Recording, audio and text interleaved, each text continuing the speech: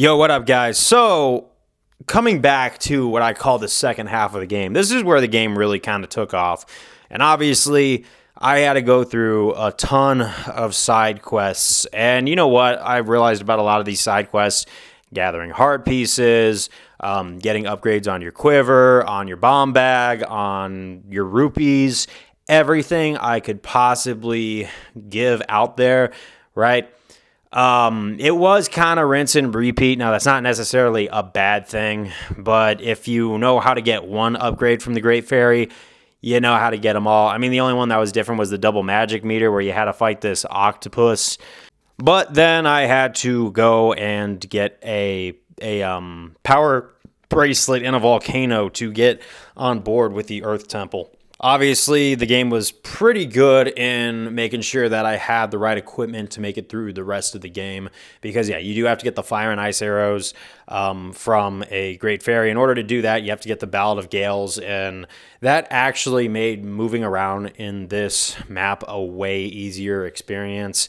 First half of the game, a lot of long sails that you have to use. But then once you get Ballad of the Gales, you get the ice and fire arrows. Then you can get the power bracelet. I just say at least they put thought into, hey, let's make it integrate into the story. You have to go step at a step. So by the time you go through the upgrade phase, as I call it, I actually ended up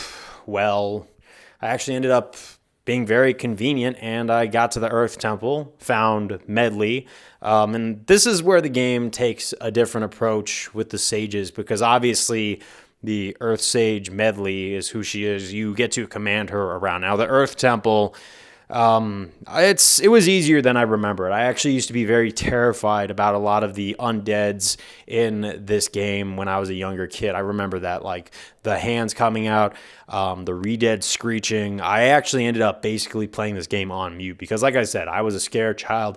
Like literally, I had nightmares where statues would come out and tickle me to death. I already told you about that. So if that doesn't talk about how messed up my mind is, yeah. So obviously, as a grown-up, I didn't have that same issue. In fact, I actually enjoyed, but I could understand and get in touch with my inner child on why it was so terrifying. But once I understood how to beat the Redeads, I never once had one mount me. I never once got, actually I did get taken under whenever like a button didn't register by the hands. But those moments came very few and far between. I was really good with using Medley, getting the mirror shield. I didn't need to look up a guide for the big mirror room where you get the boss key. Just overall, it was a way smoother experience with that temple. But then moving on to the ghost, well, that was the boss, was a giant ghost, and I just remember how they put this boss together. You had to hit it with some sunlight, and then you basically had to throw it into a spiked wall and then attack all the pose that, add together into one giant thing. But obviously, once he's got no juice, he tries to get out, and then a convenient sunlight comes in. And this is one thing that some other people have brought up on the internet about the Earth Temple. The dynamic makes no sense because it's supposed to be under the ocean. How does sunlight get through, but no water does with all these holes opening up? This, especially if you understand realistic water pressure dynamics, this whole temple should be submerged. Like, this should not even be a thing. But you know what? Like I said, game logic versus video game logic make it make sense. But as I got out, I got an upgrade to the sword. It stopped looking, all compact. Its side blades come out. It actually looked way cooler, half done, I'm going to be real. But then we're going to be moving on to the Wind Temple. So now we are going to the Wind Temple. Same thing, kind of a rinse and repeat. If you know the drill, you know the drill. You get an item. This time you have to use the fire arrow in an ice cavern to get iron boots. And then you go and you find the ghost of the other sage. He leads you to the only dude with a violin. It's going to be Makar, I believe his name is.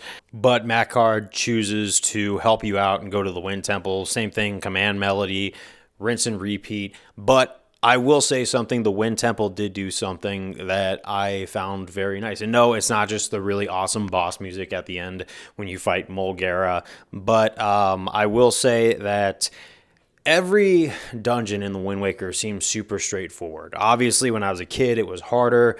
Like, everything else. Like the Water Temple and Ocarina of Time took me 2 months. Nowadays, as an adult, it takes me 1 hour to get through it. I could probably beat the game in a whole day if I had a whole day to set aside. But with all the ease of all these dungeons, the Wind Temple is the one that actually tried to add at least a little bit of complexity. It was still pretty easy, but I did feel a hint of effort as to where they could go with this. They were probably thinking, okay, let's make this one of the more challenging ones, because this is the last official dungeon before you go to the final one, because afterwards you have to do the Triforce quest and then do the finale.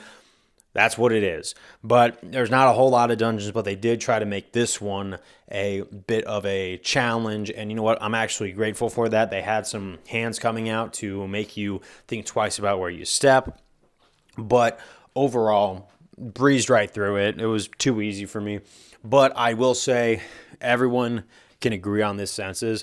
Mulgara is such a memorable boss, and it's very apparent that the thing that makes him so memorable, or her, I mean, I don't know if that's really specific, but the music. It is probably one of the best composed songs in Wind Waker besides the Phantom Ganon theme. I think the Phantom Ganon theme is super funky. This Mulgara one is just straight up epic, and it's just a flute. They were able to get the hairs on the back of my neck to stand up using only a flute. But, like I said, once you understand the attack patterns of Mulgara and the minions, you beat her or him with flying colors, and then I had a fully fledged Master Sword. And then, my friends, I'm going to leave that off till the last final episode of me talking about what I experienced in this game before I give a final census. I'm going to do one more video after this where I'm going to talk about the Triforce quest and the finale of the game and how I was experiencing it. And then I was going to do like one final essay that was a little more effortly. I'm going to compose some tunes to put in the background for it. And I'm just going to go talk about my overall census and what I could feel about the Wind Waker. But stay tuned for that one. I'm going to go upload this and then get to the final episode. I will see you guys on the next one. Peace out.